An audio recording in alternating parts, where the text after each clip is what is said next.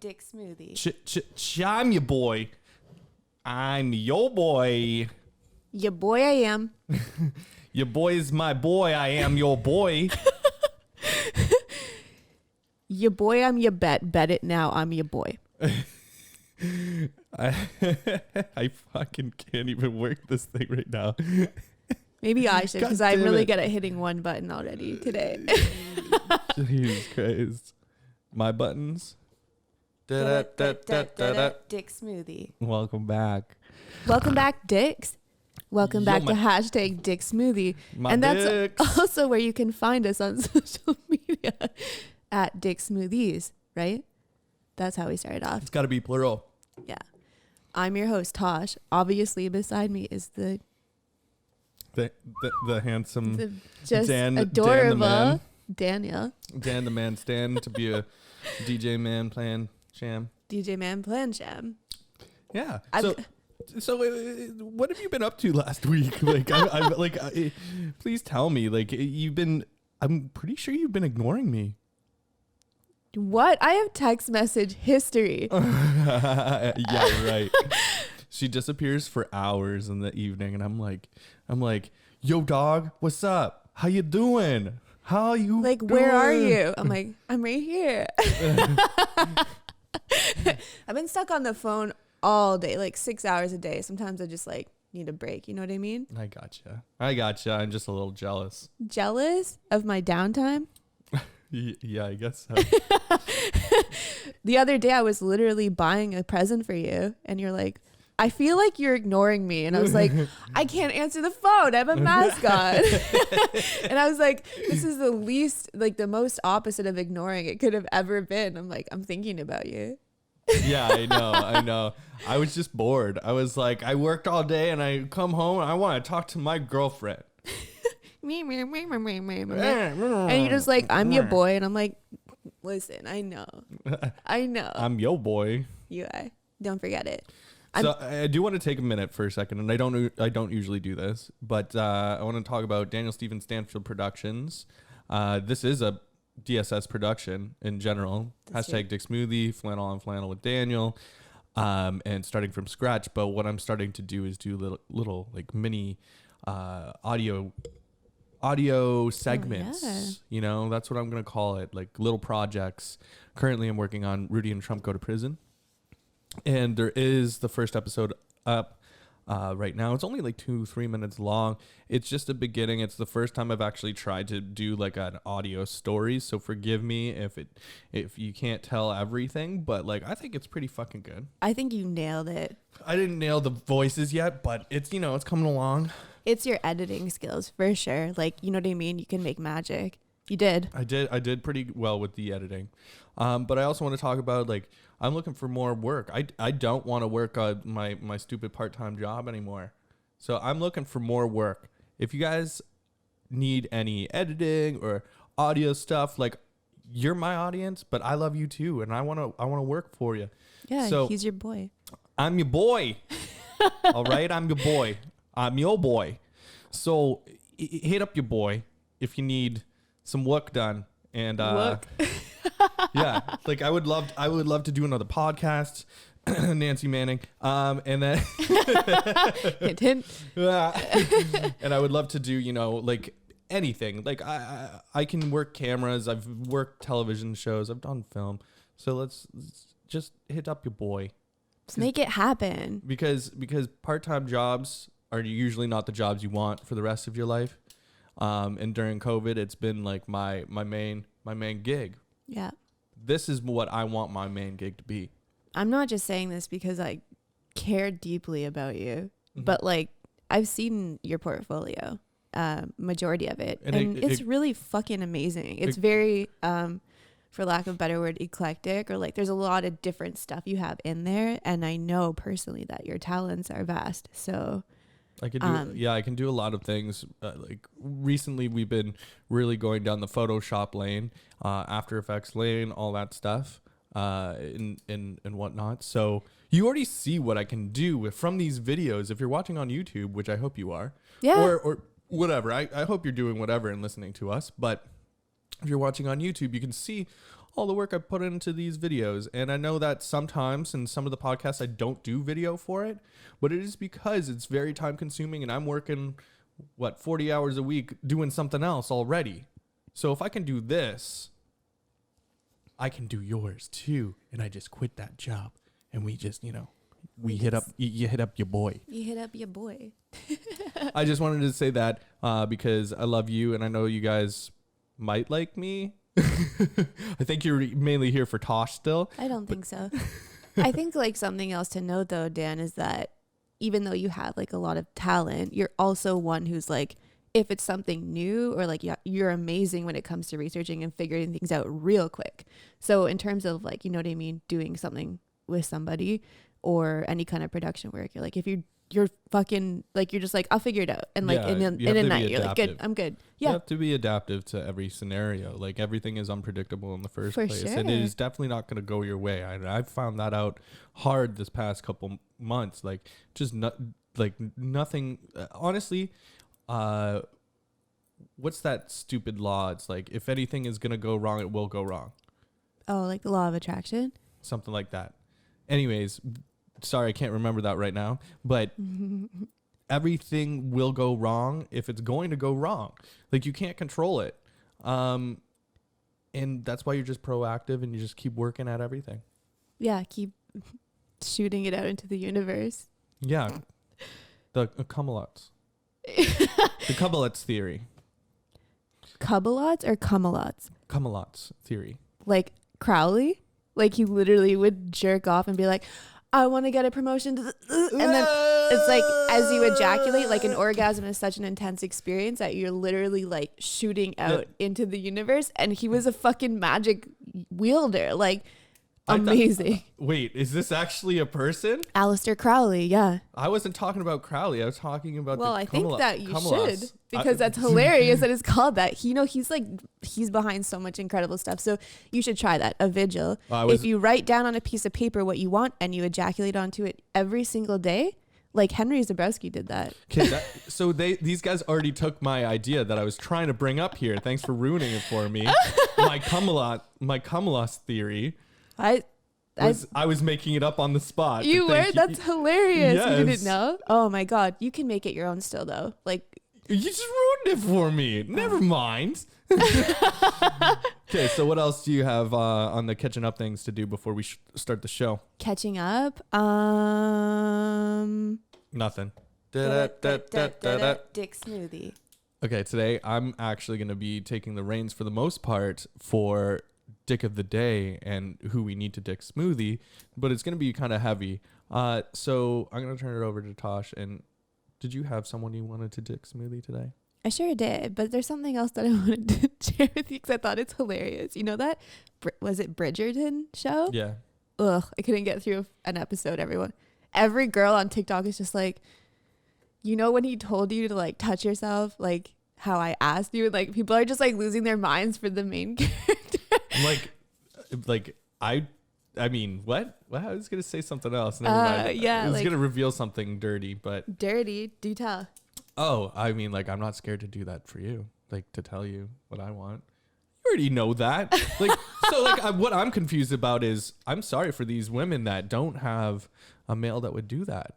I feel bad for them. Yeah, I know. It's kind of like, you can tell that they're probably never had a boyfriend, but it's hilarious. But this other trend on TikTok right now is from Bridgerton, and it's to figure out what your name would be. So I made ours, and it's actually really good. Speaking of Daniel Stephen Stanfield, because it has to be your middle name. Yours is Lord Stephen Beerton Glenwoodshire. Beerton. Yeah. And mine is Lady Brienne Coffeeton Tabaretshire. I think yours is really good. I think I like yours better though. Oh, I'll trade you. But you just have to take like your middle name, the last beverage you drank, plus add ton on the end, and then the first part of the street you live on and add shire. Lord Stephen Beerton Glenwoodshire. Fucking badass. Glenwoodshire is a really, really cool word now. What do you think? Is it? I think Glenwoodshire? That sounds like Tolkien. Anyways, did you like it? Yeah, I still think yours is better. Okay. I wish mine was cool, but it's cool, but like Glenshire. Glenwoodshire. Glenwoodshire? I can fuck with that. Yeah, you go and fuck with it. Yeah, sorry, I was thinking about something else there. Oh. Like ignoring you mid-show on purpose, You're though. like, for sure. Yeah, so okay, when was it? This week. I had to get a new computer for work, and I had an appointment set up with a guy from IT who clearly, I didn't realize, sent out a generic template for like, looking forward to our meeting, very well written, whatever. And the appointment should have been an hour. And then they're like, can you show up 2 hours earlier for the hour appointment? And it took 3.5 hours. And they were supposed to call me on the phone. And they just spent all the time talking to me on this like internal chat that we have. And then they're like, the guy literally was doing stuff, wasn't communicating anything whatsoever. I've had a lot of experiences with IT, probably like once a week. And to be honest, like I would say I'm impressed with their language skills, like how their customer service is, whatever. But this guy was such a fucking asshole. And then he was doing stuff and like it wasn't working. My computer wasn't connecting to the internet. And he literally was just on chat saying, hello, bye for now. And I was like, are you done? I was like, it's past our appointment. Are you finished? And I was like, did you set up my printer and my scanner capabilities? And he said, Epson? And I was like, we don't have Epson printers at this company. I was like, HP. And I gave him like the models and everything. And then he just said, no Epson. I was like, who the fuck is this? Was he drunk? He must have been tripping. He was just, oh God, a fucking tripping. I'm like, clearly he can't speak English, hence why he didn't call me. And then I was like, no. I was like, did you set them up? These are the actual models that I need, like the applications on my computer. And he just said, hi, bye for now. And then I was like, I'm just going to go home because I don't think I can communicate with this person. I'm like, this is why AI exists, because it's so much more receptive and like it is so much better than dealing with actual people. Then, of course, like the next day, none of my shit's working. I can't access like a bunch of like my shared drive on my computer. So I email his boss and I was like, I can't access half the stuff. I can't do my job. Like, what am I supposed to do? Like, who do I talk to? The guy emails and just like copies this guy again and is like, can you please reach out to Tasha? So he calls me this time and I answer the phone. He's just like, what you can do, like, and like getting like really abrasive with me. And I was like, I'm being very polite. Like, let's just do this, whatever. And then he couldn't understand what I was trying to ask of him. So I actually was like, can you stop touching my mouse? Like, I can show you what I need. And then it worked. And he was like, is good. And then he just hung up the phone on me. And I was like, wow, like it takes a lot for me to get upset. But I was like, you're a douchebag. Yeah.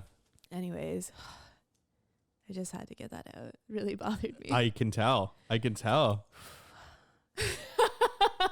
I mean, I don't know if anyone else has that issue, but please send it in. If someone's ever had that kind of IT issue, because that guy was a fucking douche. Yeah, then he immediately responds to his boss and is like, everything is good, like about trying to make him. I was like, did he get mad because I said that he didn't do something right? That's not what the purpose of my email. I'm like, it just doesn't fucking work. So can you help me make it work? It's not that hard. Yeah, well, it's also just like his job. Yeah, like why are you? It's like those people are the ones that are like side hustling. That's their side hustle, and they're actually doing things on the clock already. Yeah. And they just have the earpiece in all day, you know what I mean? And they're walking around the fucking mall. Yeah. I'm not kidding. Yeah. I'm not kidding. That's exactly what's happening. I don't know. I was really, really hoping they'd send me a survey to rate it, and they didn't. And then I had another issue, but I was like, I am not reaching out to this guy. I don't like when people hang up on me, especially in a professional setting. Like, that's very inappropriate. So this other guy reached out, and he was so nice. And then I got a survey for him. I gave him perfect. And I was like, this guy was so kind, like so patient, and was explaining things to me. And I'm like, yo, I just want to roast this dick, like, and actually let his boss know. But we'll see. That remains to be seen. Roast a dick. That like glasses. Like she wants roast dick. Yeah, roast a fucking wiener over a campfire, if you know what I mean. Yeah. Spider dog is dick, you know? Okay. I was thinking the chestnuts, but okay. Chestnut? On an open fire. Jack Frost.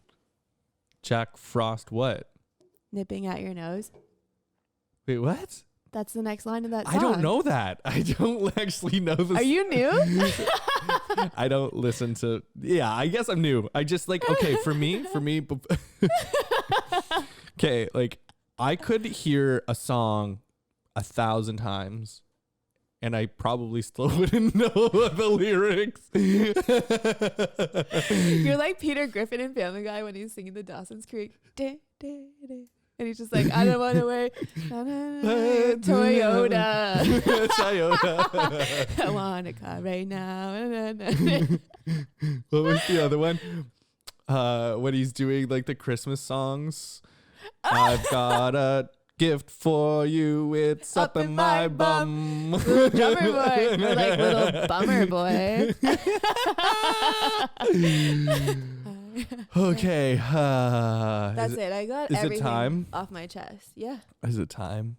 It sure is. Please enlighten me. What the is going on in Detroit for the past, I guess, all the history of Detroit. I know this is going to be weird, and I don't know if our listeners know that I lived there for about 10 years, and well, outside of Detroit, Waterford, Michigan, but all the politics was taking place in Detroit because that was the biggest city there. Believe it or not, a lot of people think that Detroit is the capital of Michigan. And it is not. It isn't? No, it's not. What is? Lansing, Michigan is the capital. Jeez. Yeah, it's weird. But that's also where like Michigan University is. Stuff like that. That's like a much nicer area as Where well. is Lansing in relation to Detroit?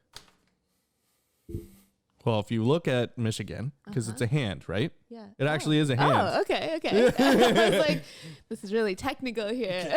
I can't do this. I'm going to have to zoom in. I actually don't fucking know. But if you look right about here, I don't know, look at a fucking map. I don't actually I can't believe I fell for that. I was so mean. But if you think about it, Detroit's like right there, I think. And Windsor's right. And it's actually a hand. That I'm going to bitch slap you with for playing that cruel joke. Okay.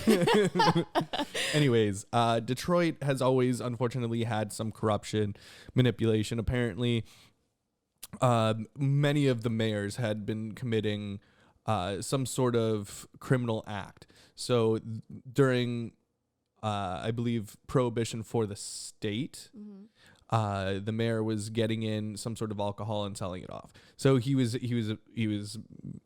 anti-prohibition, right? I see. So that was a criminal act, and that's where the corruption started, because that person was really just getting into the whole gang routine, and that's where it started, right? But who I want to talk about today is Kwame Kilpatrick, because, well, Kwame Malik Kilpatrick, because I was living there and I actually met him while he was running for mayor. I was in 4th or 5th grade. Still pretty fucking cool. It's close. Yeah, to I was literally. I mean, like I don't remember every specific part of his speech, but I remember sitting down and listening to him speak about Detroit and how this place is his home and how he wants to make it a better place.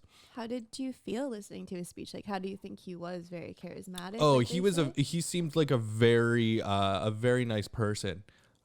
He had like a whole, like his smile was very, very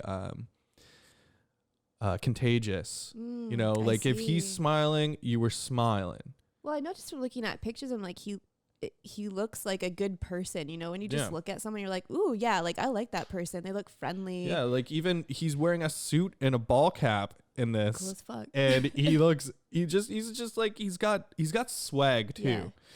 He seemed like he was a really cool guy.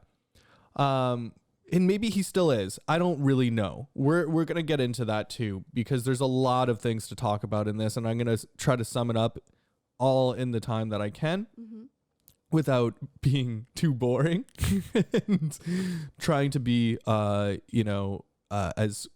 close to fact as possible. Yeah. Because there's a lot of research out there, and it depends on who you speak to and all of that. I just wanted to say that I'm going to do my best here.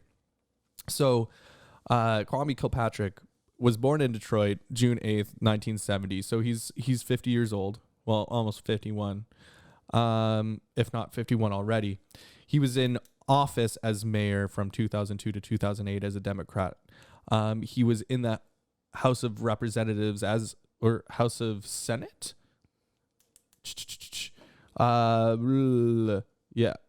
Michigan State representative. So I would say that he was probably in the House of Representatives. It's really hard to understand American government when I've been crossed over to Canadian government as well. Hard to understand one. Yeah, it really is. Yeah. I do think that COVID has actually given me a lot of insight into the government. Yeah. Though, right? Especially in the United States. It's fucking weird. Like Texas, you morons. I mean, like, I'm glad that you don't want to wear a mask. Sure. Glad.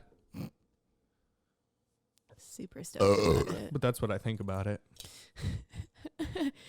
Because I'm not your boy. If you were wearing a mask right now, that burp would have been kept to yourself. But now everyone has to share it. It's true. And think about this. Like, if someone has COVID and they fart and you breathe it in, I'm pretty sure you can get COVID. That's not even a joke. There's right now. That's like some asshole like running around called the COVID crop duster. COVID crop duster. Getting everyone infected with COVID because he just eats chili every night. Fuck. So or Taco Bell. It might be. Oh yeah, it's Taco Bell for me. It definitely fucking COVID crop duster. Anyways, so first of all, Kwame Kilpatrick was the youngest mayor to be elected for the mayor of Detroit. Former to him was Dennis Archer, but he had a lot of so I think he somewhat idolized quite a few of these mayors, even though they were corrupt as well. But his mother was also in the House of Representatives. Carolyn Cheeks. I love Carolyn Cheeks. Carolyn Cheeks Kilpatrick. So he was 32 when he got in? I believe so. He was born in 70, right? Yeah. Yeah, okay. Wow, that is young. How old were you in 2002? 13. Wow. How old was I? I was like 10. You were like 2, I think? I'm just kidding. 10. Jesus. So this 6-year term did not go so hot at first.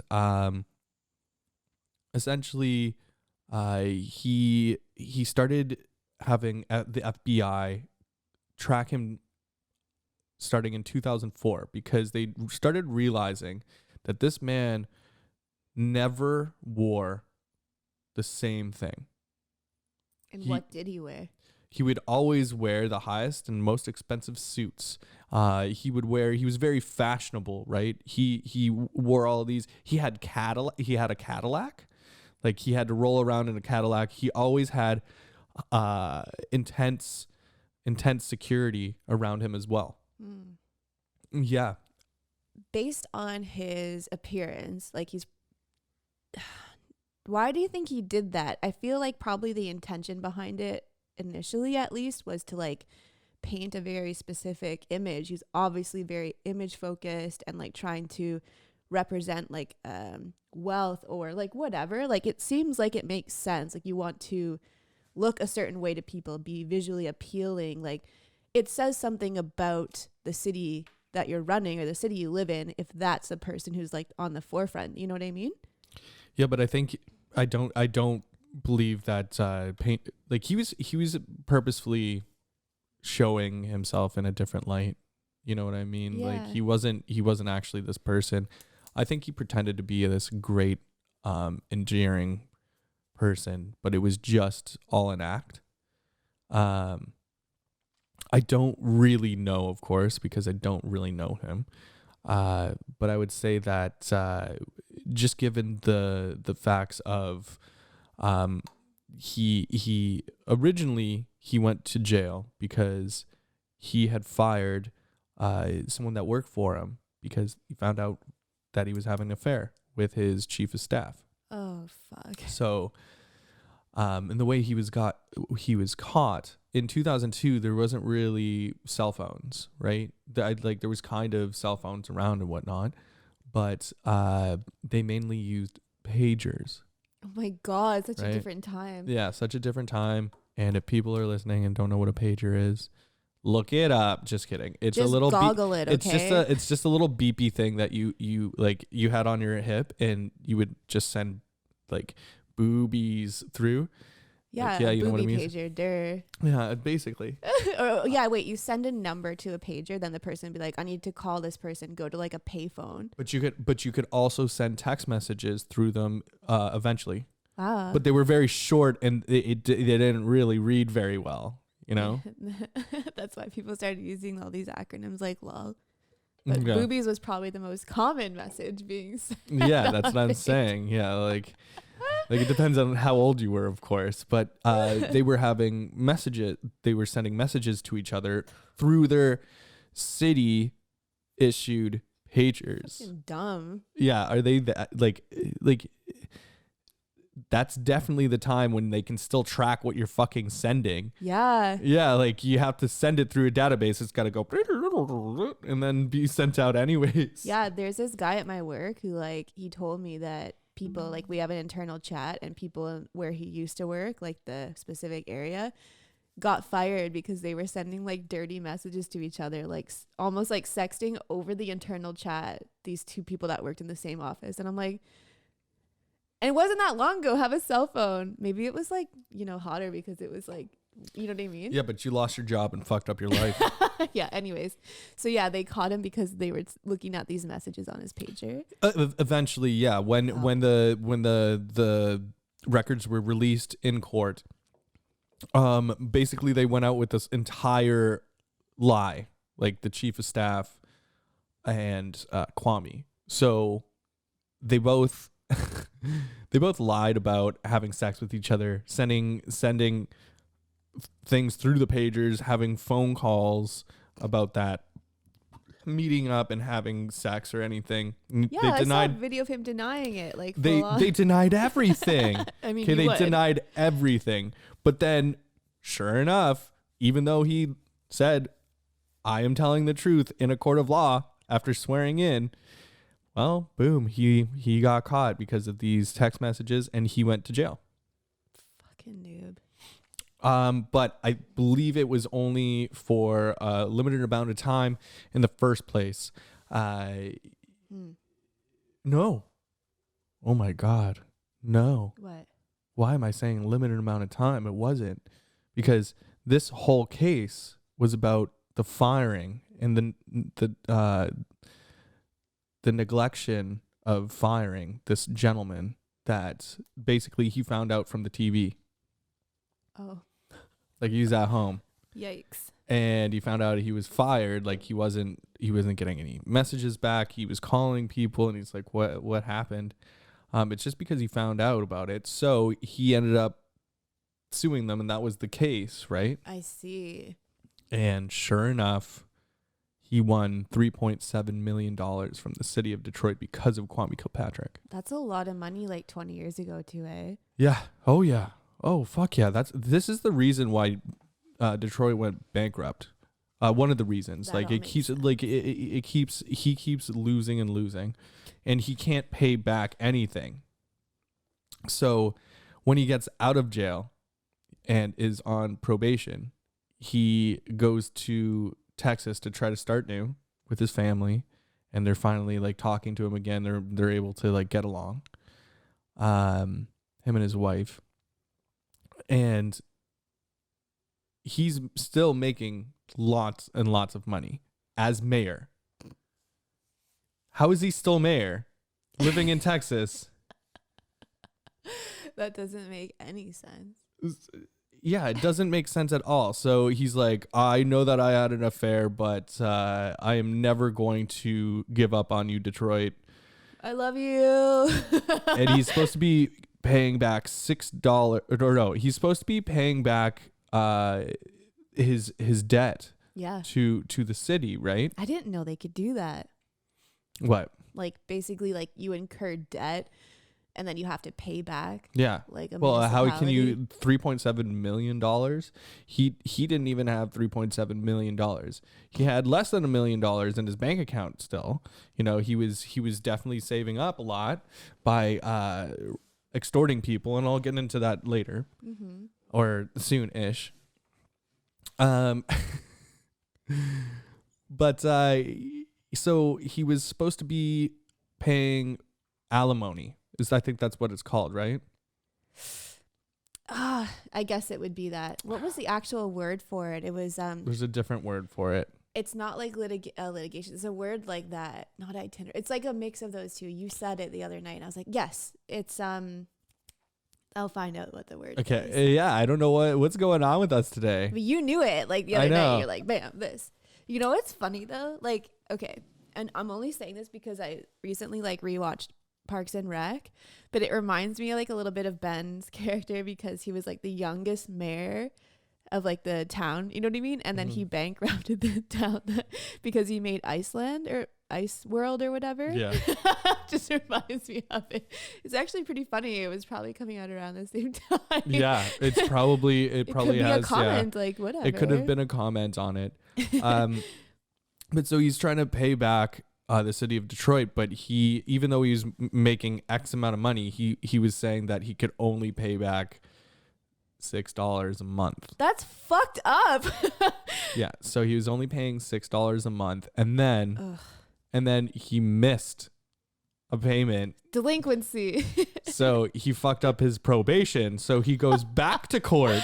He goes back to court, and he's like, "Oh man, like, you know, judge, like I just, you know, I was taking care of my family, and I was making sure everything was good. Like I was like, you know, I was in jail for this amount of time, and I just wanted to have a good time with my family now that I was out again, you know, and this and that." And he's like, well, you know that you went to jail in the first place because you lied to the court about lying. Just like the amount he's spending on legal fees alone. Yeah, you know legal what I mean? fees alone. I can't afford $6, but I didn't even think about that. Like, that's crazy. And like, so like he went to jail for lying about lying in the first place. So the judge is like, you're going back to jail. and everyone's like, and I'm like, duh, like yeah, like how is like how it also it's like this guy's just lying about everything. Like he's meta dishonesty. He lied about lying about lying about lying. Like, and this is just touching the surface. Like we could go back and talk more in depth about the affairs and stuff like that. 'Cause the chief of staff was not the only affair that he had as well. Oh my god. Yeah. So he he did quite a bit of sleeping around, and he would actually have his driver was the one that was kind of tipping off the police and stuff about that stuff. You can't trust anyone if you're in a position of power. Yes. So actually the FBI opened a corruption case on him in 2004. And I don't know if you remember when I said what the timeline was when he was in office was 2002 to 2008. So just 2 years into it, there was already a solid amount of evidence to open a case of corruption on Kwame Kilpatrick. Yikes. Like that is insane. I don't know who else on earth. Oh wait, Trump. Yeah. Yeah. Like the FBI is all over Trump. And when the FBI is all over somebody like that, it means that they are guilty. They just cannot properly prove it to get them into jail. So they need a lot more time. It's a matter of time. And what they do though, like Trump and Kwame Kilpatrick, they have an actual team, like their secret service that sticks around them at all times at all times, and they will go into a room and sweep it for bugs. Like that is their primary objective. Damn. Yeah. I mean, while going into a room, making it safe and making sure that there's no bugs. Like that's insane. Like if you have to be that worried about something, then maybe you should change your lifestyle. I always wonder, like, I know they're advised legally to deny these things, but like, imagine if you're fucking your colleague or your coworker or like whatever, and you're just like, yeah, so yeah, like if you just own it, people might actually like, well, it's a risk, but like the truth comes out. The truth is always going to come out. It's always going to come out. I just like, okay, so he was Democratic. Yeah, and that's a weird part too, because he's a Democrat. Yeah. And he's just like fucking everyone over when that's really not what Democrats are supposed to do. They're supposed to be for the people. Yeah, I know. Like, I don't know if you remember, like you didn't remember his speech, but in your research, I always wonder like because we tend, when people get in, whether you vote for them or not, sometimes we tend to forget like what I will do this and like what their value propositions are. Like, what did he have specifically? Do you think it was just the way he said it because he had so much charisma and charm, or did he actually have a lot of like really good things that he was planning to do? I sincerely believe he is a psychopath. Actually, I know this sounds weird, and we don't like to classify people all of the time as a psychopath or a sociopath because, people usually get murdered, and he actually was involved in a murder case as well, right? So what I'm trying to say is he definitely plans things out, and I don't actually think he has any empathy. So he's also got a bit of sociopath in him too, because he's all up in like, he's agreed to, be interviewed so many times about this stuff, but he'll always just deny being guilty of anything. Yeah, it's like, let me take the opportunity to continue saying, like, being dishonest. Yeah, it just continue to lie. I see. Like, there's no empathy from him whatsoever. But once you get to a certain point and you're like, I'm innocent, like whatever, and you keep like Kobe Bryant, like once you keep doing that, it becomes harder and harder to be like, okay, just like in any situation, if you lie to your boss, to your partner, like to your family or whatever, it's gonna like, the more you do it, the worse it's gonna be, the harder it is to like undo all of that. Woody Allen, yeah, that's like we talked about him last time. Yeah, like this is a perfect we're really talking about like this, like a lot of like justice themes, like even Kobe. Like, yeah, I know, but that's what this show is about. It's definitely a feminist show, because we are really trying to DickSmoothie terrible men, whether it be, well, actually most of all of them have some sort of perverted thing about them, right? So Kwame Kilpatrick was wrapped up in the murder case of Tamara Green because she was supposedly at this mansion party stripping for them, and later on was killed in a drive-by shooting. Yeah, didn't she get shot like in the fucking jaw or something? I think she got times. Multiple shot wounds, yes. Oh. But a lot of people say that it was actually her boyfriend who was in the car that the hit was on. But if you're gonna be a hitman, just like have good aim. Yeah, but they were expecting to kill whoever was in the car. He didn't die though. That's what's so stupid. Like, yeah, I know. So anyways, Tamara Green, poor girl. Apparently she was a really nice person. I don't know, but R.I.P. But essentially, it's connected to Kwame. However, he got off. There wasn't enough evidence, quote unquote, evidence, because the police destroyed most of it. So how can you have enough evidence if the police were told to destroy it by Kwame?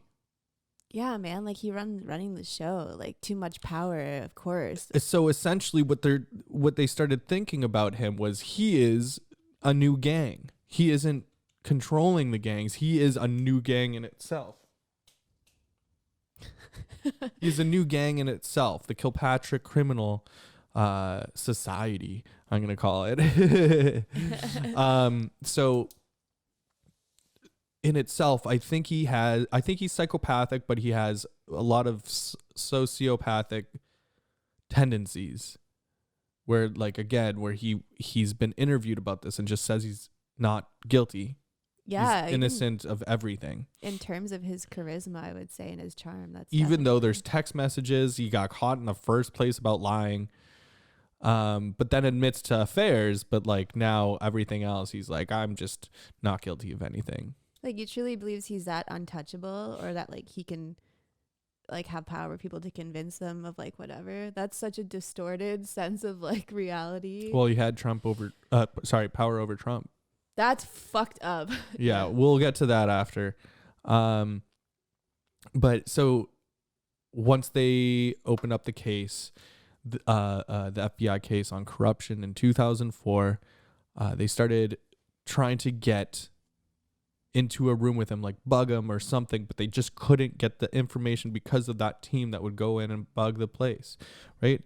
So they finally get, I forget how they get a wiretap execution for Bernard Kilpatrick, who is Kwame Kilpatrick's father. And this is very important because, yes, it is not Kwame Kilpatrick.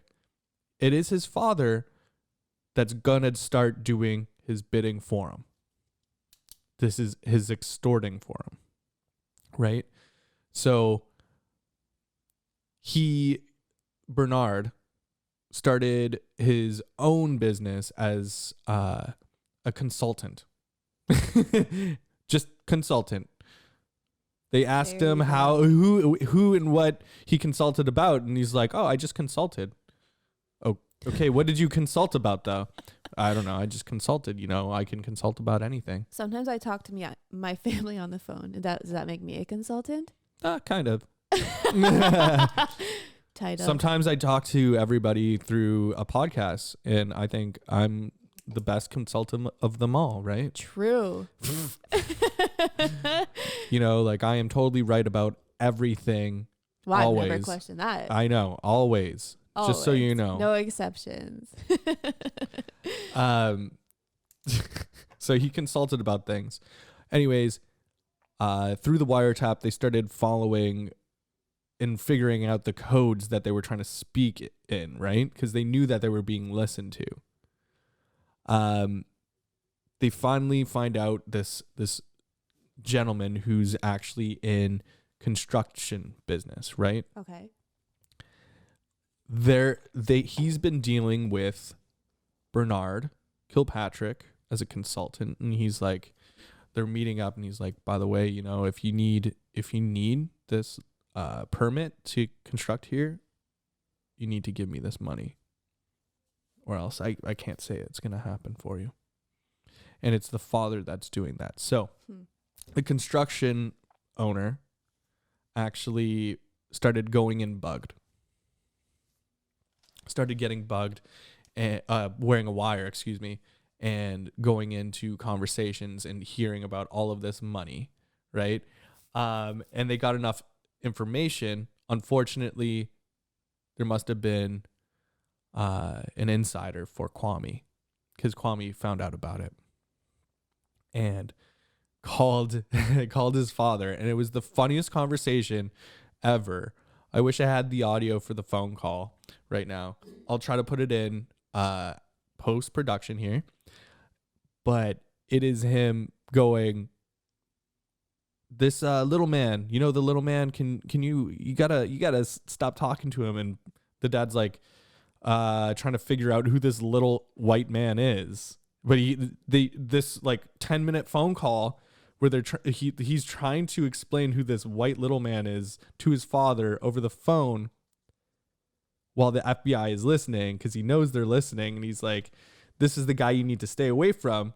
But he's trying to like convey that, but he can't in code. So this whole 10-minute conversation just fucking fails. What? Like Bernard is like, okay, like, cool, I'll stop talking to that little white man. It's just like, the fuck? Yeah. So it's essentially they get enough evidence on him. They take him to court. And he's found guilty of 24 accounts of either like mail fraud, wire fraud, extortion, racketeering, all of that stuff. So he went to jail. He was supposed to go to jail for 28 years. 28 years? 28 years. In the United States, though, in half the time you can be let off on probation. Right. But Trump came in January 2021 and relieved him of the rest of his time there in prison. Do you think he was using Kwame or his like dad as a consultant? Trump was? No. Okay, so I can tell you why. Actually, I have an answer for you. I'm interested. And this is a good answer. Obama,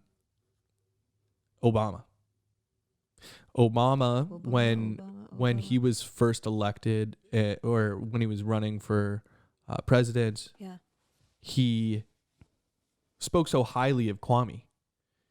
He really, really liked Kwame Kilpatrick. He thought he was a great person, and he spoke highly about him in public in his speeches. Interesting. When he became president, though, Kwame was in prison, excuse me. Max prison. What is it called? Max penitentiary. Yeah, penitentiary, prison, whatever. And Obama went there, and Obama was actually trying to, I forget what his bill was called. He was trying to release all these young black males that were arrested and persecuted for little reasons. Like marijuana, like having marijuana on them. Right. And it was young black men. Right. So he made speeches and he's like, you know what? I'm going to release these people because they did the same things that I did. Like, and I'm president. Why do they deserve to be in jail right now? Sure enough, he released, I think it was like 80 people from that jail. Fuck. And and guess who he didn't release? Kwame Kilpatrick. He's like, he didn't even go and talk to him. He's like, nope. Obama's like, you fucking guilty, bro. I don't even respect you anymore. Isn't that crazy? That says a lot about, that speaks volumes. That speaks volumes about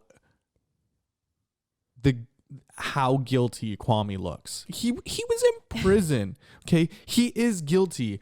All of the evidence, like, yes, I didn't have enough time to share all of the evidence with you today, but I do think he needs a DickSmoothie because he actually put Detroit into bankruptcy. Like, that affected my family. They were in the mortgage business, right? But that actually totally affected when I was living there too. I ended up going to public school and I didn't learn shit. I remember in high school, my first year of high school, getting a test back in math class, throwing it out and being like, I never got it back. And he'd give me a B. Just because. Just because. Like, this dirty ass smelling dude really didn't give a fuck. Like, that was the public systems. Like, the whole city is falling apart, and it's all due to Kwame Kilpatrick. And now he's released, and he's still not paying the city back, and he's still never gonna be. Just because you go and you sing in the choir of a church now, just because you wrote a book about surrendering your thoughts, just because you think you have, like, proved yourself by going to prison, but then getting released before your full imprisonment, doesn't make you a better person. That's what this issue is. Like, it's all about redemption, and doing these things to make yourself look a certain way is redeeming, blah, blah, blah, blah, blah. Like, he's just doing the same thing again. It's all about how he's making choices of how he looks to people. But like, true redemption is none of those things. None of those things. Like, I'm the first one to say that I make plenty of mistakes, but I don't lie about them. Yeah. I mean, like, when I was a kid, I definitely lied about them, but I learned fast that that's just not the way you do things. Of course. You know, and honesty has always gotten me better places than dishonesty, at least what I think so. And I think that, the redeeming qualities of this person just lying and lying and lying and lying doesn't, like, and without any empathy and without any sorrow, like, he's doing these remorse. He's being psychotic and sociopathic by going to these places, putting on this image still that he is a better person. It's actually, like, I don't know why some, like, more people don't hate the fuck out of this guy, because, like, it's very insulting to, you know what I mean, to people to be like, I don't know why people don't think about it like that. It's insulting to just, like, dismiss or go along with, or have, like, the the sheet pulled over your eye, or like whatever, the veil, whatever, that it's just like, yeah, it's insulting to people's intelligence. What are you doing? You're good like that. Yeah. Yeah, so that's enough about him today. It was a long talk, and it was a serious talk. I don't usually get to do those. I hope that it was kind of interesting, because I mean, like, it's just not something I usually do. I'm trying to, you know, expand in a lot of different areas, and not just up and down, but side to side. Fucking diagonal. Vertical and horizontal growth. So I hope you hear it out, and you can hear what I think about Trump and Rudy and being gay together. Yeah, it's very political. Yeah, I'm very political recently. I know. But it's also harder to write about politics when there's so much up in the air, and like. Well, you are right. Like, with like COVID, people probably caring more than they ever have about what the government, or like trying to understand things, because we're looking even more so to these people in power and seeing things differently, or feeling the need to think more critically about that stuff. And it's very important, because we are relying on these people. So I don't know what would go in Kwame's like DickSmoothie recipe, but I know the name of his DickSmoothie recipe, which is, it's not Kwame Kilpatrick, it's Kwame Kill Tamara. Right? And that's a guilty DickSmoothie right there. Kwame Kill tomorrow. Tamara. I do want to say that we're going to be doing a starting from scratch episode very soon on the film Four Brothers. The reason being is because of this episode, actually. It's heavily, I would say, it seems like the whole story and plot line has a mix of Kwame Kilpatrick being one of the main players in this film. I recommend it. I highly recommend it, just because everything that I was saying, there's some sort of comparison or parallel to it from what I've said to the movie. So if you want to, like, a quick rundown of what I really said, just watch the movie. It's fucking great. It's Mark Wahlberg and Andre 3000, Tyrese Gibson, Garrett Hedlund. So Garrett Hedlund, and I forget the guy's name who plays Kwame, but fantastic actor as well. I do recommend it, and especially if we're going to be talking about it, we'll have some fun with it. We'll definitely DickSmoothie it too a little bit, just because it's still about Kwame Kilpatrick. But this was kind of my time to choose the topic, I think. So that's why I'm forcing you to listen to Kwame Kilpatrick stuff. Well, it's an interesting one. It's different, and I appreciate the knowledge. Anyways, can you tell the audience what's in front of us right now? Is the Pineapple Express. I'm sure everyone that's been watching this entire episode is like, what the fuck is this thing? I'm kind of glad that I was like, I wanted to say it right off the bat, but I was like, leave you wondering. Make it to the end and we'll tell you. It's well, first of all, it's a fucking pineapple. It's not organic. It's pretty ordinary, but I think it's beautiful. I think it's a beautiful pineapple. Completely for an aesthetic choice. I was like, I spent a lot of time. I didn't touch a lot of pineapples because of COVID, But I was just like, you're the one. You coming home with me. I agree. That's a really good one. But most importantly, how does the pineapple get from point A to point B? That would be on this neon green penny board. Hello. So the Pineapple Express. Yeah. But tell about the penny board. Oh yeah, I got. What do you mean? I got Tash a penny board here, and I got myself a pink one. So we're gonna be skating around, hopefully with the scooter, the kids scooter gang around here. I'm really fucking excited to be able to ride along these guys. I think you can keep up. I don't think I will. They have such big attitude. Like, okay, like they're literally like scooting around today. Like it's a beautiful day outside. They started a fucking ball hockey league on the street. Did they? Yeah, I told you. Oh, God damn it! I should have brought my stick. You're like, I want to be on the team. I'm like, they only have 3 players. They need you. They need you. Get in there. I'm gonna slap your ass. I'm like, get in there. I'm gonna be the coach. I'm your boy. Yeah. But there's like, okay, so yeah, across the street. I hate living here sometimes because all of the fucking annoying kids are concentrated within like 3 houses of my street. I've never seen kids anywhere else. And I'm like, yo, what is that? Oh, you're just like blowing it. I was like, is that like a superstition? I don't know. No, there was probably a little bit of dirt on it. Dirt? Dirty beer. Anyways, Dirty Dan. But yeah, like when was it in the wintertime? Someone built this really, really nice snowman in the parkette. We were walking the dogs around and we were just like, some asshole like kicked this snowman into 3 parts, like fucking drop kicked him right in the head. And we were like, it's a scooter gang. They're just like scooter gang. Imagine them like circling around the snowman being like, what's up, Jack Frost? Like just like chirping it. Fuck you. Like, what would they hope it doesn't get above 0 degrees tomorrow. Ooh, like, do you think they'd like karate chopped it with their scooter? They just like had it like with it. I think it would have been funnier decapitated this fucking Jack Frost if they had put like snow boobs on him or something and we're just like, thought you were a man, and just like just really tortured the shit out of the snowman. Enough dogs already peed on him, but these kids, I don't like them.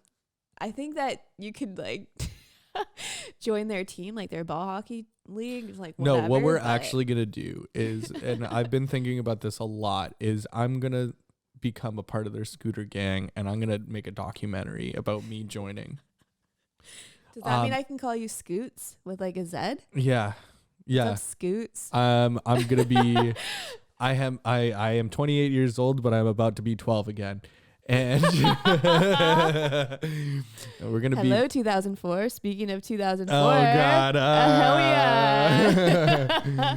So, yeah, actually, and I'm being serious about the documentary. I really want to do it.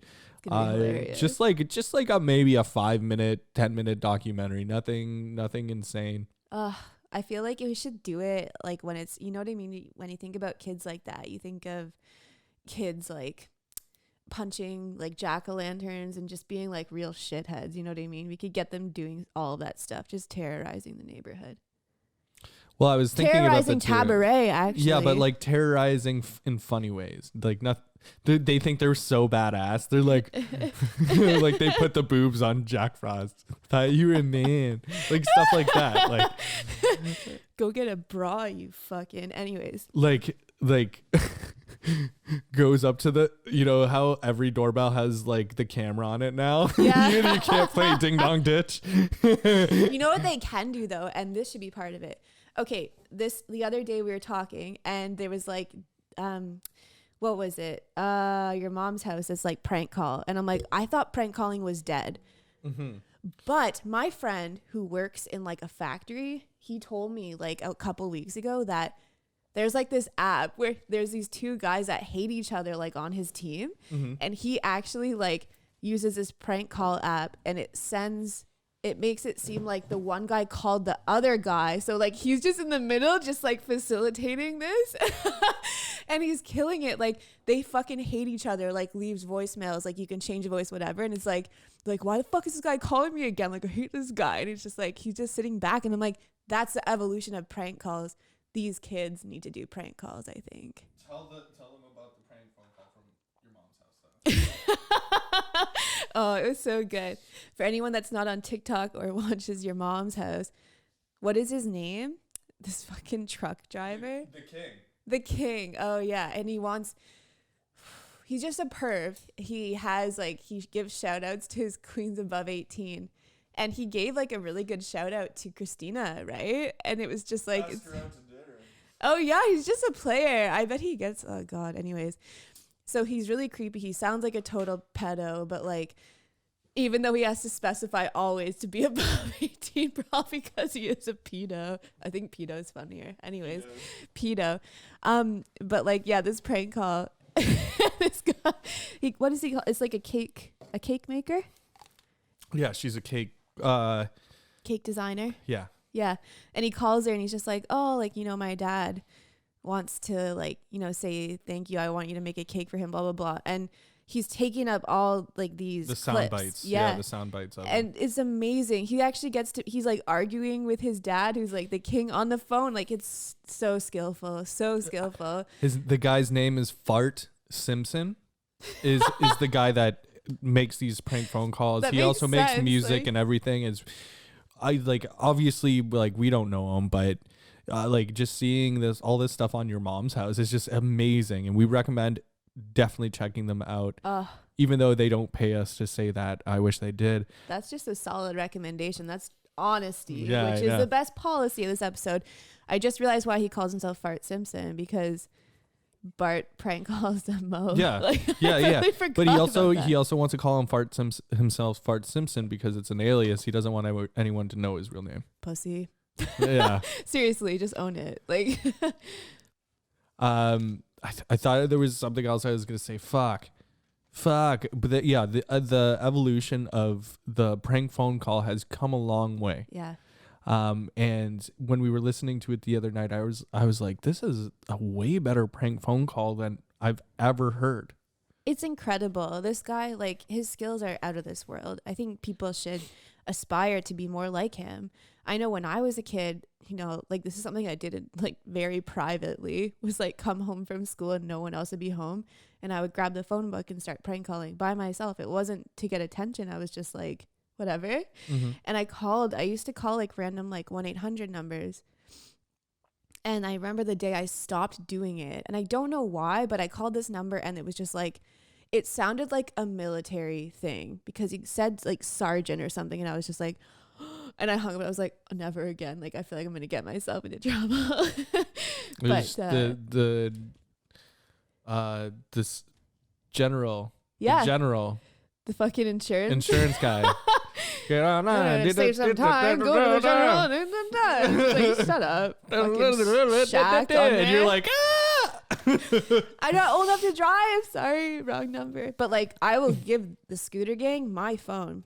Go for it. You can use my fucking number. Oh, that'd be hilarious, actually. Because these kids, their balls haven't dropped, but they have the biggest balls probably. I bet you that on the street for sure. Yeah, when I'm saying ball hockey, you know what I mean. But like, I bet you they could come up with the fucking best shit. Now you sound like a pedo. Well, what did you say the other night? These kids are probably rolling in pussy, and I'm like, just prepubescent. They're like, yo, I totally French kissed this girl the other day. He's just at home like this. Like, yeah.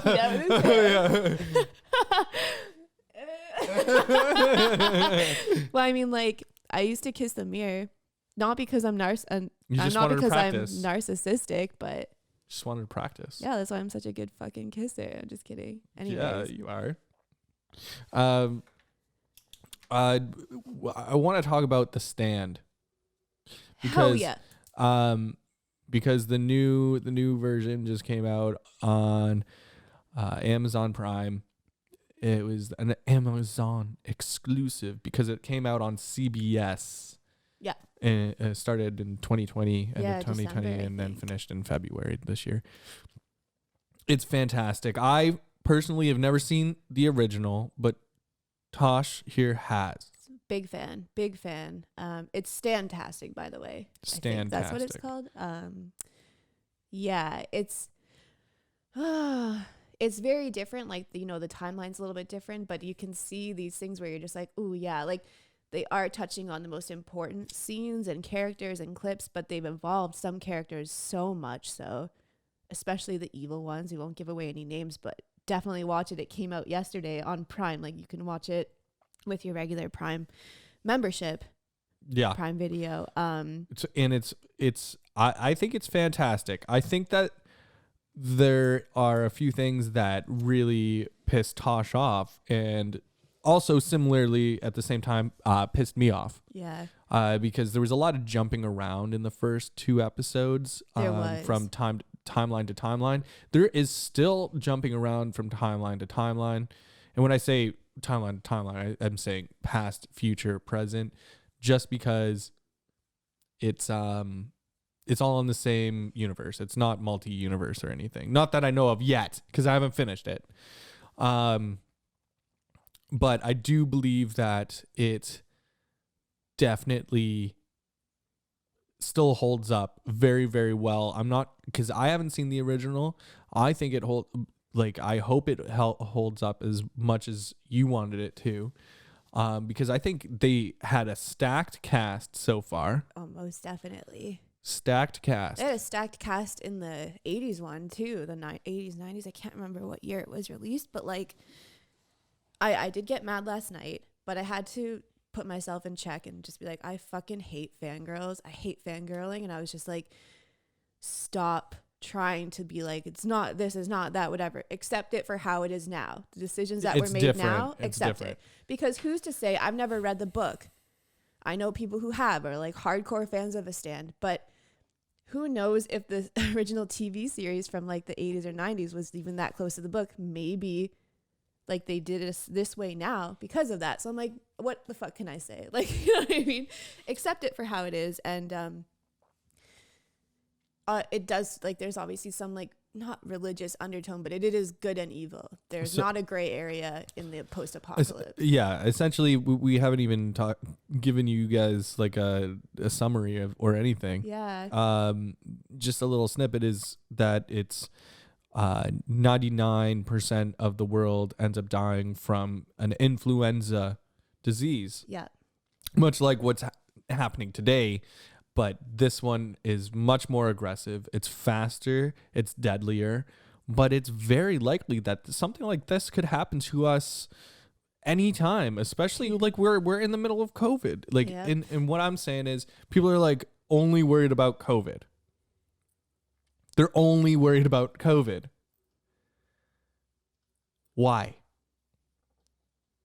Like in terms of like what it can, the power or whatever. Why are they not thinking about all the other shit that could still happen? It's because they're being neglectful of everything still. It's almost like this is just like a taste of what's possible or what can come, or like isn't even close. This is the world like planet Earth is testing us. Totally. And you know what? Like, I personally believe, I think there's a lot of connections. Maybe we should get into it like in another episode or something on starting from scratch or whatever. Like, it's interesting. I don't like about the new series that Abigail Fremantle is not as prominent, because she was one of the most important characters in the TV series, the previous one, that they haven't really paid as much like or given as much attention to it. But it's like the only people that survived this influenza, like in The Stand, it's because they were chosen by good or bad. Almost like you are surviving because you are going to fight on the side of good. You are chosen because you're going to fight on the side of bad. And yes, people can cross over depending if whoever influences them more, the Dark Man or it's Abigail. Very religious that choice. I'll get into that after. But like, I think in terms of COVID, like we have a lot of people who are just like, they're angry. A lot of people I talk to, like anyone new that like you meet, whatever, they're just kind of like either fucking miserable and just like counting down the hours and the days and whatever because of COVID, or you have people that are thriving and, you know what I mean, trying to like figure out what their passions are or whatever. Like it's a time for that. I think that there's a lot of similarities there. Oh yeah. You know, I have respect for people who are like making shit work for them or being like, how do I make a change or like whatever. People who are just sitting around and just letting fucking years pass them by now. Like, are you kidding me? I think it's similar, just on a different level. Agreed. What were you going to say about good and evil?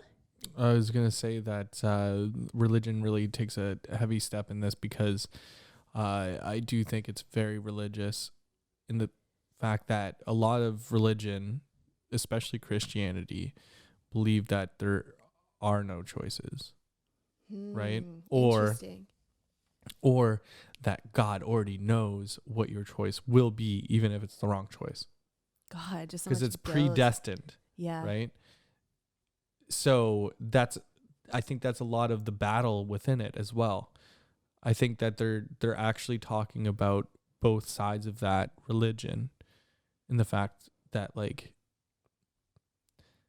the creepy guy, the creepy kid, right? He keeps trying.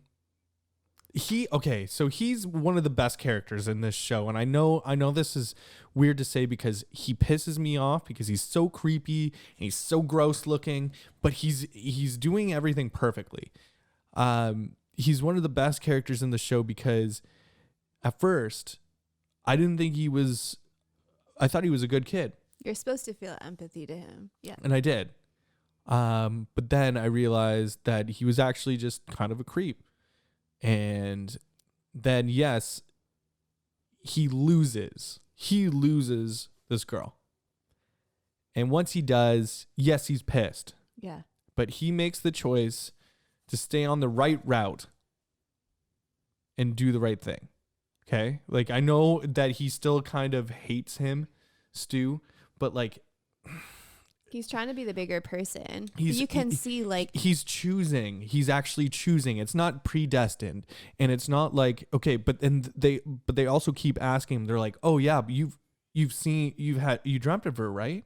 And he's never dreamt of her. Yep. Right? Yep. He's never dreamt of her. So he's trying to dream of her though, right? Do you see what I'm saying? Where he's actually trying to purposely choose, even though I don't think the whole thing is, yeah, the devil keeps trying to grab him in, but that's the predestiny that's trying to happen. So he's fighting it. And I think it's really, really fucking deep in that part. Because absolutely. It's very religious in that aspect. The fate or destiny part of it. I love those two words too much. Destiny is when you get to choose, right? So he's trying to choose. Yeah. He's trying to create his own destiny, but then the devil always seems to pull him back into this predestined timeline. You're so right. Like, his character is supposed to be repulsive on every level. Like, he's every like a level. Pervert, but like, you know what I mean? You feel bad for him that he does something shitty, and it's just like, oh man. But like, just his mannerisms and the way he speaks, it's supposed to repulse people because nobody's supposed to want to love him. Even his family was shitty to him, that it's just like, this will never change. And that's interesting. He's almost like a wolf in sheep's clothing. Like, and he's, you know, placing himself with these people, and he wants so badly to this or that, but like, even when he interacts with like Stu and Fran, like, it's like he puts on this face. It's very fake. So it's like they keep drawing attention to it, but at the same time, you don't like him, but you're rooting for him because you're like, imagine he can overcome. Like, you actually have to see how painful it is for him. Yeah, he tries so hard, but he fails every time. But he fails every time, even though he tries, and that's the hardest part for anyone. Yeah. Like, if it was anyone that, like me, you, like I've been telling you recently, there's sometimes I try for something and it just doesn't pull through. Yeah. Right? It just fails at it. And not that I failed at it completely. It didn't work out for me. And it's almost like that's what's happening to him. It's not that he's actually failing, but he takes it in on himself that he's like, I'm failing. Yeah. because he's very dramatic like that. But whew, he's probably the best character in it. And I actually believe that he's the character that's in it the most. It's true. I don't think anyone else is in it as much as he is. In the original TV series, like everything was paced, everything was like wrapped up in like with like a neat little package with a bow. Everything is just like, okay, the first section, like you spend, as far as I recall, this much time on these people, this much time on these people, and it's all like the timeline makes perfect sense. Oh, so now I see. So they're trying to cross-cut everything together to make it more interesting. And that's why personally I'm just like, I know the story and I'm confused because of whatever. They're just doing it too quickly and that's it. But what I do love about New Vegas. Oh, yeah, New Vegas. It has like a Mad Max feel. Oh my God, it's so Mad Max. Yeah. It's really cool. The New Vegas. Yeah. And if people don't know what we're talking about, it's opposed to Las Vegas. It's the New Vegas because the devil is finally there. Fuck yeah, he is. Question for you. Oh, I have a question for you first. Hit me. What if this was actually Redemption Day? Just kidding. That wouldn't make sense. 99% of people died violently just to go up to heaven. Maybe that's how many shitty people there are. No. Those are the people that go to heaven. Oh.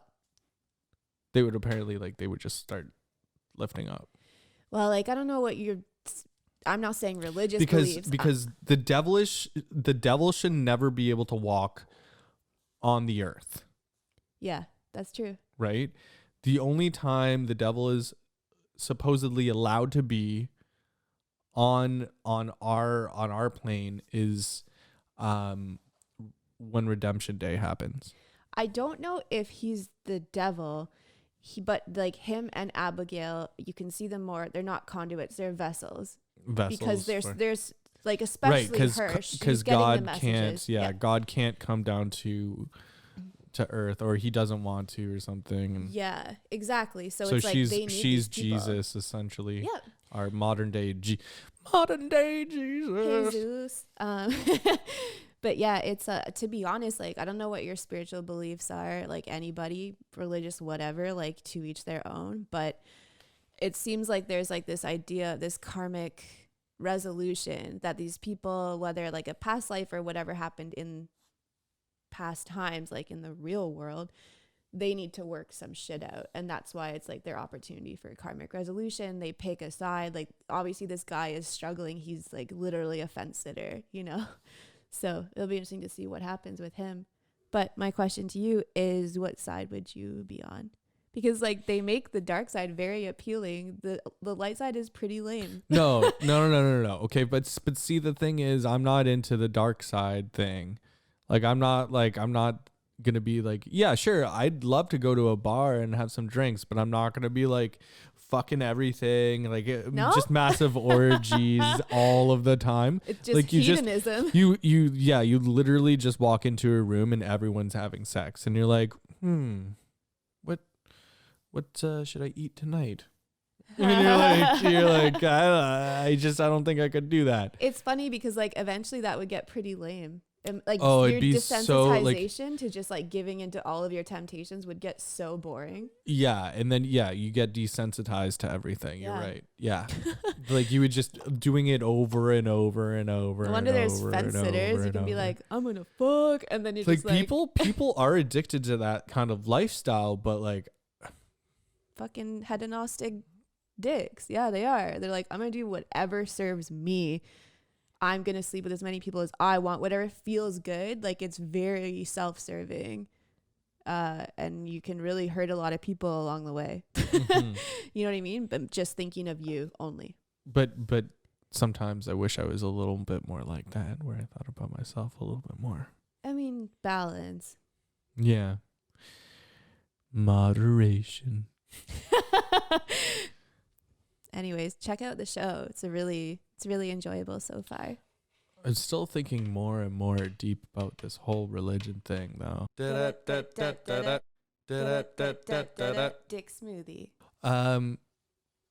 I want to talk about Justice League, even though we haven't even really gotten that into it yet. Yeah. Cool. Like I like the idea. I love the whole dark DC universe of things, and I love Zack Snyder and all that stuff. But there was like it wasn't even a trigger warning. It was like, just so you know, this is gonna be in 4:3 the entire time. Yeah. Because of Zack Snyder's creative vision. I don't understand why it's in 4:3 yet. Yeah. Like there's actually, I can't think of a reason. Creative vision. Yeah. I mean, okay, I want to bring it up because it's like a little nostalgic for us. Wasn't that long ago, but like back in the fall when we watched I'm Thinking of Ending Things on Netflix was also shot in 4:3. Yeah. And your first text to me was just like, why is it shot like this? Like, it's like, it bothers you. And I actually remember our exchange about it because I was like, there's a few ways you could look at it. It's like, it's a very specific choice. I think in that specific film, it was like, there's a lot of like mental fucking weird shit going on. It's a really trippy movie. It's supposed to feel like you're fucked up like while you're watching it. Yeah, but I understand that. Yes. So anyways, it's like, it's kind of like by controlling like this screen, like you see all of this like negative space around it too, right? Just the way that TVs are designed. It's like you feel claustrophobic, like you feel limited. And so like, I'm just saying it's a different film, but like maybe for this, it's like having more control over what you're seeing. Because remember when they first started doing widescreen, it was just like some stuff gets in the shot that like would not normally be. Right. Mm-hmm. And like, obviously they're thinking about that now and they're directing, but it almost seems like there's a lot more control over like everything, almost like has more placement purpose. I don't know. Yeah, I hear you. But I don't think so. I don't think that there's more placement purpose. I almost think that it's almost a cop out. I was just about to say that. I'm like, everyone's doing this, so now I'm gonna do this just to be like, they're like film hipsters, like just to be to go against the grain a little bit. This is the entire cut of his film, the Snyder cut. Like, it's 4 fucking hours long. Just so desperate to do we even know how long the theatrical version is? Can you look that up? This thing isn't gonna work. Just shutting it. Because like, yeah, like, cool. I understand that you're making a great film. A great film. I understand you're making a great film, but I cannot handle when you're going to make it 4 hours and 4:3 for no fucking reason. Again, if you're going to be the hipster version of us, it's literally half the time. It's half the time? 120 minutes. It's 100, so it's 2 hours long. Yeah. Did it say it was shot in widescreen, or was it presented in widescreen? So it was cut down for the theatrical version because everyone's like, who's going to watch 4 hours of this movie in one sitting? No, when you text me like Justice League's out, I looked it up and I was like, 4 hours? Like, I looked up at IMDb and I was like, that's a long time. I didn't realize it was 4 hours. I was excited for like a 2-hour movie. Well, yeah, that would have met the Warner Brothers mandate for sure then. That's why. Yeah, like they're only ever gonna want it to be 2 hours long. Like, the only person that was really allowed to do a 3-hour movie recently was James Cameron, or Peter Jackson. Oh yeah. But those movies are worth like the money. It was probably 500 million or something like that then, but it's probably like $1 billion at this point, right? So I don't think we can find the info on if it was released 4:3 or 16:9, but I'm gonna assume, And I'm just gonna throw it out there. I'm gonna assume it is in widescreen. Yeah, I know. Everything's just saying why the Snyder cut is not in widescreen, but it's not giving me anything about theatrical. If it's saying that, then it's probably it was probably released in 16:9, because what I'm trying to say, the cop out is that he actually did all of this, right? He actually he probably shot it in like widescreen. Yeah. Right? He probably shot it and then just made sure that when he was shooting it, he was cropping it properly too for his own. You know what probably is the case, and like I think you're onto it and you're right. As much as we don't want to be like, it's for the sake of, and I guarantee you he did it, and he makes these what's more exciting than getting to have, like, say your favorite band like releases an album or something, right? Mm-hmm. And they release one that's like 5 songs, but then they release one that's like, extended bonus, like whatever. As a true fan of an artist or like a creator of whatever medium, you're gonna be like, yeah, I watched this theatrical, like whatever, but like I prefer this cut. It's such an elitist kind of thing, and you can be like, it has all these choices or things that are different, and you could speak to that as a fan. I think he did it for his fans. And I just, when you started saying that, I just thought maybe it's because he's trying to make it seem like a comic book. Interesting. Yeah. Because it's frame by frame. Yeah. Right? And it's very block-wise when they're spacing it.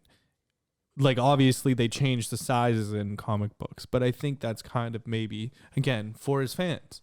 Yeah. That makes sense, actually. And that's why they had Kevin Smith be like, do this, because it's aligning with all the right people. Oh no, the scooter gang is on penny boards now. I just saw a penny board. You did? Yeah, looks like we're gonna be in the gang, bro. Fuck, we should have. Oh God, like, why couldn't we have been the first ones out there? Now it looks like we're copying 10-year-olds. No. Once they see my board, they'll know that I've been riding a lot longer than they have. My board, I got in 8th grade. That, like the normal size one? Yeah, my skateboard, but I put long board trucks on it. And wheels grade? And bearings. Wow. Yeah. So that was a while ago. You really take care of your stuff. No. No, I didn't. I just... never really used the board. Oh. I've used it a lot in the past 7 years, because I used to, like, during the winter when I went beer bogganing. Sounds like a good time.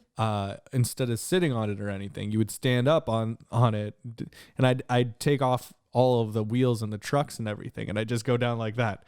This, if we took off the trucks in the winter, oh my God. It'd be like a magic carpet, like those fucking plastic things. And I mean, and as you go down, you ride it just like, I'm on the Pineapple Express. The Polar Pineapple Express. We should get like some sort of sticker to put on it like that. I know, I want it. I love pineapple. Me too. It's my favorite fruit. Yeah, actually, you know what? I've been thinking about fruit bowls recently. What? It's a longboard. It's not a penny board. Oh yeah. But there's a scooter there. There's a scooter gang. That kid is not in the scooter gang. That chubby kid. He's just fat. His parents are like, please go get some physical activity. But he lives at they're moving. They sold their house. You know that shitty guy who had like the hunter guy? The one that has moving. The dog and stuff? Yes. And I'm like, thank fucking God. So that little fat kid is you know what? It's not that I hate the hunter guy. It's just that I don't like when they are so like, oh my God, check out my kill, bro. Like, he's skinning a fucking deer on the front lawn. Yeah, like I just fucking killed this goose. You see that, yo? And I'm like, yeah, you killed a defenseless animal. Yeah, okay, Bob Cratchit, you gonna make that for Christmas dinner? Good for you. Like, I'm sorry. Maybe if it was the last thing I was able to do in the world was eat a goose and like capture it, kill it, and eat a goose. Yeah. Like, because you had to. Yeah, Because you had to. Every fucking dude I know has this debate with me because if you don't eat like land animals, they're like, well, what are your thoughts on fucking hunting? And I'm like, let's talk about it, bro. Like, let's talk about it. I just like, I don't know. I don't like it. I've killed an animal. I've killed a goose. Go. No, duck. Excuse me. Please leave. Yeah, I know. I feel bad about it though. Good. I feel bad about it. See, at least you're not like Kwame. You actually have fucking remorse. I immediately had remorse. Yeah. I get why people do it. If it's like a survival thing, fucking do it. All the power to you, man. But like, if you do it because you're subscribing to like, you know what I mean? It's just another culture in our world that it's just like, I like camo. I shop at Walmart for like my outfits and like, you know what I mean? It's just like, fuck you. Like you're just subscribing to a different label and it's really lame. People who like have to wear fucking Bass Pro Shop hats and I fucking hate it. It's like the most unappealing. That was what I had to deal with in Michigan. But I like my first kill was the most detrimental one to me because did I tell you what happened? Yeah, like I winged a duck, and I'm sorry that I'm going to tell you this, but I'd like and say it out loud. But I think it's worth it because people like you can't do this. It's killer. Like I winged the duck, fell into the marsh, was swimming underneath the water to try to get away from me, and I had to grab it and break its neck because it was going to die anyways. Yeah, I mean, it sucks that it suffered even. So I literally had to reach into the water, grab its neck, and then take my gun and just... Did you cry? Not there, because if I did, that would have been worse. But I just, it's like what I feel right now. It's like, I want to cry. And that's why I would never do it again. Yeah. For some reason, I don't feel that for fish, though. I do. I hate watching them gasp for air. Fish? Oh, I don't let them gasp for air. Oh, good. Because when people let them suffer like that, it makes me real sad. No. They're like drowning. First of all, I keep a thing of water first. So you always keep them alive. You got to keep them alive for as long as you can. Make sure that they get a good dinner. Last dinner. Yeah, make the them last pay, supper. The last supper. Like, I'm going to make them fucking blueberry pancakes. What are you guys feeling like? Okay, you want some mashed up worms? Honestly, it'll probably really make it taste a lot better, too. Like, well, that's what's interesting? Like, when people think about, I remember, like, if you're like, I don't want to eat meat anymore. If you think about the kind of stress that animals have to go through before they get slaughtered, whether they are raised humanely, think about how stressful it is for them to walk through a slaughterhouse and like, you know what I mean? They fight to get away from it. They know they're very sentient beings that it's like, if you think about the stress that their bodies go under up until the moment they're killed and what kind of things are released into their meat because of that, it makes you want to eat them less because you're like, you know what I mean? That fucks up the product, in my opinion. Like, you know what I mean? It's they have no way of making it an enjoyable experience or like, you know what I mean? They're caught so off guard. It's a prolonged, stressful, emotional experience for them that I'm like, you can't think that that's not going to impact the way it tastes, what you're consuming of that product, you know? Mm-hmm. So like, yeah, if you feed your fish a good dinner, they'll probably taste better. And fish are not smart. No, you usually eat the brain of the fresh brains. Fresh brains. Fresh fried brains. Fresh brains. And want to know what I was thinking about the other day too? Was fucking Spy Kids. Oh my god. Do you know who made that? No. Robert Rodriguez. Really? Yes. Just the first one? No, I think the whole thing was him. That was my favorite movie like when I was a kid. That's his series. Weird. That's his series, and that's why Danny Trejo is in it. Oh. And Cheech, right? Like I haven't watched it in like 20 years. You don't remember them?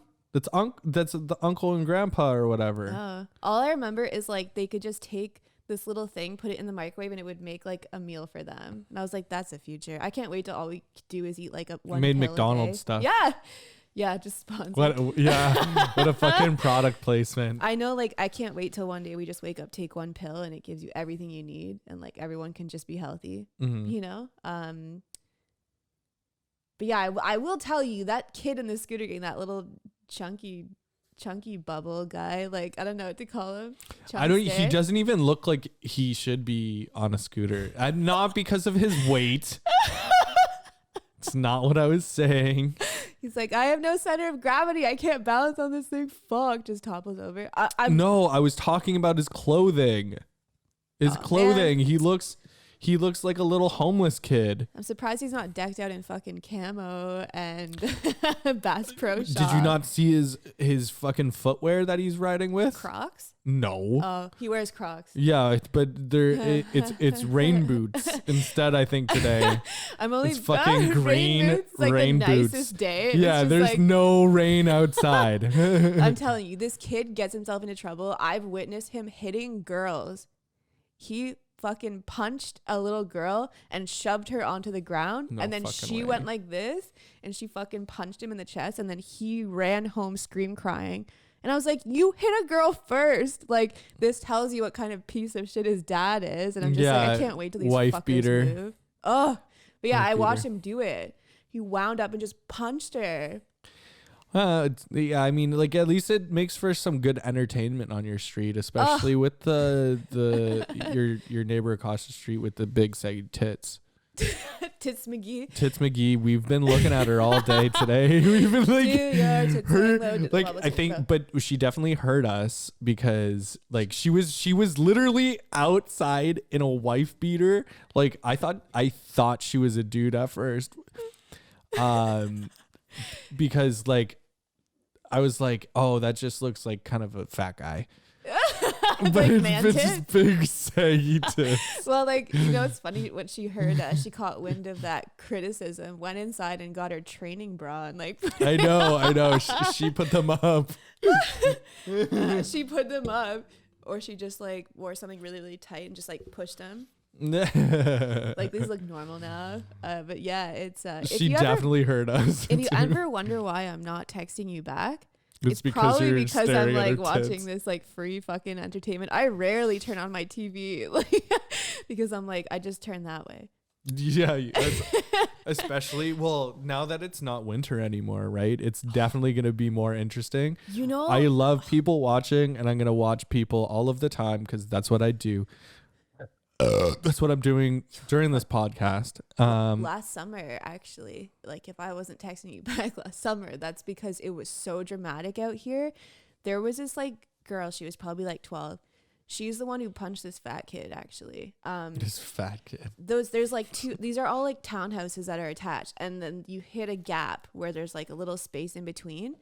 I was like sitting down in this living room working during like my hours, whatever. Look outside and I see this little girl going up to these two people like on either side of this little like gap. They are like heavy smokers. She was walking up onto their front porch, stealing cigarettes, a 12-year-old kid, and smoking in between their houses. And I was just like, I gotta go like tell someone. Like, I feel like it's my duty to go and just be like, don't put your cigarettes on your front porch with your lighter. Like, why would you do that? But also like, I can see her. So I used to just go on my front porch and just be like this, wave to her and be like, I see you. And she would get so awkward that she would just like book it, like go home. And I'm like, yeah, bitch. But she'd come back every single day, multiple times a day. Not only did she smoke probably like a pack of cigarettes, 12-year-old chick, she would fucking squat and take a piss in between their houses. And I'm like, this is like, I shouldn't be watching this. Like, I don't think she wears underwear. She would just squat and just like fucking stream piss in between their houses. And I'm like, who raised you? And she would also bully kids. Like, yeah, I mean, she punched this little chunker. But I mean, that's kind of badass, though. What? Like her whole fucking aura. But I gotta pee. It's badass until, God, you feel like once you see it, you have to do something. It's just like this obligation. I debated with it fucking all day, every day in the afternoon. And I would tell people about it. And the opinions were, oh God, one way or the other, I guess. But a lot of people would be like, don't get involved. Like, don't say anything. You shouldn't have to go tell her parents or whatever. But I'm like, I want to tell these people, like, they're enabling her by having illegal substances on their front porches. They're enticing her. And I'm like, the least they can do, I don't know. I remember the first time Dan came here, he's like, thinks that, like, you know, you don't want to like keep stuff in your car, which makes perfect sense. But like these people keep like $1,000 strollers on their front porch. They leave their garage doors open for like a week at a time, which has full access to their house and all of their like expensive things. Like no one gives a fuck around here. No one takes anything because everyone's like, oh, you want to come into my garage and grab something? I'll take something from yours. It's just like, you know what I mean? It's a free for all. Oh, it's a real community. It's a community. Yeah, that's what it is. It's a real community. Well, that's why we're now gonna just like, we'll just start rolling on the street with our scooters / putty boards, and all of a sudden they'll just come and be like, "Yo, want to hang out?" We'll be like, I'll be like, "Give me your scooter, kid," and I'll be like, "It's mine now." This is a communist community. What if we become the leader of the scooter gang? If one of us isn't, I'll kill myself. No, shut up. No, I mean, like, if we're going to be under, like, the reins of a 12-year-old, I can't do it. I'm not going to be in this gang. I know they're sexist. I don't think I can do it. I think I'm going to be the outcast. That's where I belong. They're going to be like, girls have cooties. Ew, yeah. Especially old women. But see, you would be a old woman? Yeah, you heard me. A 17-year-old is an old woman to them. But you would probably be one of the best influencers of them, because you'd be like these kids are like, yeah, like, ooh, girls, like, whatever. And you come riding on, like, along in your hot pink penny board, and they're just like, look at this fucker, like, you know what I mean? Then you show them that you're cool, and then you're like, it's okay to like girls. Like, it's okay to date, like, old women. It's okay to old women. Fuck you. My old lady. Don't say that. I hate that. I hate it. Because you know what? If you say my old man, you're talking about your dad. But if you say my old lady, you're talking about your wife. That makes no sense. That's actually really true, though. I've never thought about that. Wow. It's wow. Society. Sucks. Whoa. I'm sorry, ladies. I didn't realize that. Yeah. Stop being such a dick. Want to know who cares, though? Who? This gal. This gal? Yeah, this gal. I'm your gal. Sorry, I ruined it. No, you didn't. We said it at the same time. I said I'm your gal. And I'm your boy. Okay. You can be my gal if you're my boy. You're my boy? And I'm your gal. Are you going to play your clip? Which one? I'm your boy. I just say it now. I'm your boy. That's going to be your new Instagram handle. I'm your boy. I'm your boy. You know, like when people are I'm like, your boy. Boy. I saw, you know, like in the ocean where they have those, like in Jaws and stuff, there was, they float. It's like I'm going to ruin it because it's like a buoy. And it's just like, it's a picture of that floating in the ocean. It says, yeah, boy, but it's like buoy. Yeah. And I cried for like 20 minutes laughing. So I'm like, that's so good. I think I'm going to have to change my actual, like the DSS productions thing at the end, because it's too nice. So I'll make it more into too nice. Yeah, it's not like badass enough. Oh, so I love it. I know it's very enticing, but if I go, I'm your boy over it, it doesn't sound right. You know what I mean? Because that's what I want to do now. Is gonna be like.